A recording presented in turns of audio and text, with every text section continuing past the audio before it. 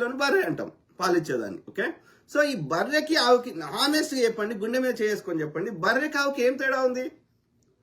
కొమ్ములు అట్లనే ఉంటాయి, మూత అట్లనే ఉంటుంది, ఏది సేమ్ ఆకారం అట్లనే ఉంటుంది, ఇది పాలిస్తుంది, అది పాలిస్తుంది, ఇది గడ్డి తింటుంది, అది గడ్డి తింటుంది, దీనికి రోగం వస్తుంది, దానికి రోగం వస్తుంది, దీనికి నొప్పి అవుతుంది, దానికి నొప్పి అవుతుంది.